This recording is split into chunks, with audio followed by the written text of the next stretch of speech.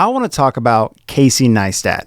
Now, if you don't know who Casey is, he's a YouTuber, and he was the YouTuber. Before the internet, before times, everyone was living on social media, no one really knew what a viral video was.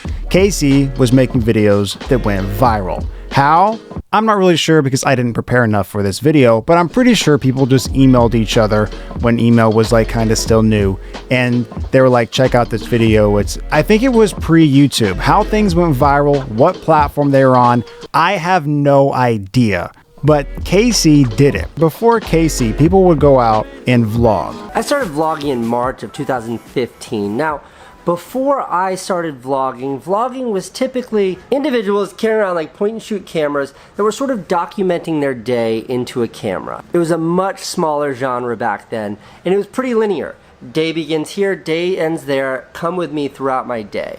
I found this genre fascinating. I was obsessed with Ben Brown, I was obsessed with Fun for Louie, I was obsessed with BF versus GF, Charles Trippy was great. I think what fascinated me the most about the whole genre was the idea of using your life as a narrative for a daily series. Now, Casey wasn't vlogging from the start. This is what he's known for now, but before that, he was making films. He was making stuff.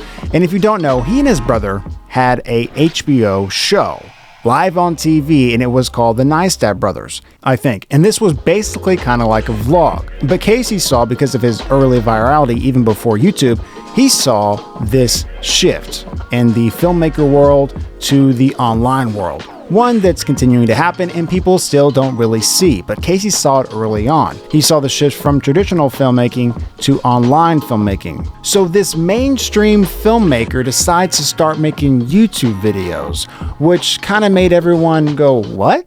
But he knew what was going to happen and what's still happening. And even today, a lot of filmmakers, a lot of my friends still aren't really convinced about online. But Casey knew this was going to happen, and he was so convinced that he changed the vlogging game forever. So what he did, and something you can learn from Casey, is tenacity and just keep going. So he had a couple of videos go viral on early YouTube, but it wasn't until he started daily vlogging that he really skyrocketed. And it wasn't just regular vlogs. So back in the early days of vlogging, it was basically just follow around first person kind of camera, and we're gonna, hey, here's my day, here's me eating cereal, and I'm just holding the camera the whole time. Casey decided to take his filmmaker skills and add them to this daily vlog and try to make basically a 3-act movie every single day of his own day. So he would use a lot of filmmaker shots, a lot of establishment shots, a lot of transitions that make sense in a show, and then really kind of amp up the quality of the video and make it look a little bit more cinematic. And also giving his point of view. Life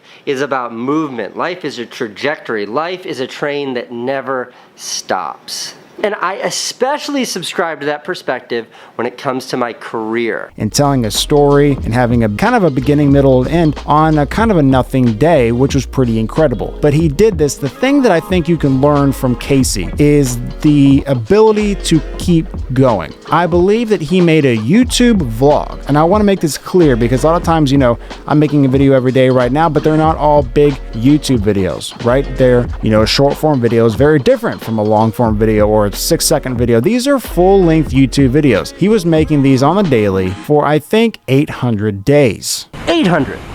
That's how many days in a row I uploaded a video from my daily vlog. 800 days. Every day he was posting and making a YouTube video. I think he said that it took him 5 to 6 years to get 500,000 subscribers on YouTube. And then after doing this daily vlog, within 5 to 6 months, he made another 500,000 subscribers. So it took him 5 or 6 months to get what took him 5 to 6 years. In the last 18 months, my YouTube channel has grown by 3.5 million subscribers, bringing me from 500,000 to 4 million. And this is the practice that I think we should all do, because it's not necessarily about how good you are, it's how good you can become. And it's inconsistency and bettering yourself instead of deciding that, oh, I'm not good enough, I can't do it right now. You do what you can, what you got, and then you just keep pressing. But sure, make sure you like it, but keep going. And in the consistency is where you find the quality, is where you find the ability to become great, to change the game. Vlogs were never the same. YouTube was never the same. After Casey, put his mark on it and said, no, I'm going to make this like a filmmaker would. And I'm not just going to do one a week. I'm going to do one a day. And they're going to look fantastic. And I am going to continue doing this until I die. Which he basically, it's not sustainable, of course, but it did get him to now. I think he has over 10 million subscribers on YouTube. And he is one of the most well-known YouTube names of all time. So I think something that we can learn from Casey, and something that I think that you should admire, is don't be afraid to go against the grain. Don't be afraid to not do what your friends say you should do. Do what you feel you should do, and where you see the future going, and where you want your career. And then once you decide that and figure out, okay, this is what I want to do, then you do it. And you do it every day. You do it as often as humanly possible. Go as hard as you possibly can for as long as you can, because it will pay off. So I think we have Casey Neistat to think that, wow, maybe we can do it too.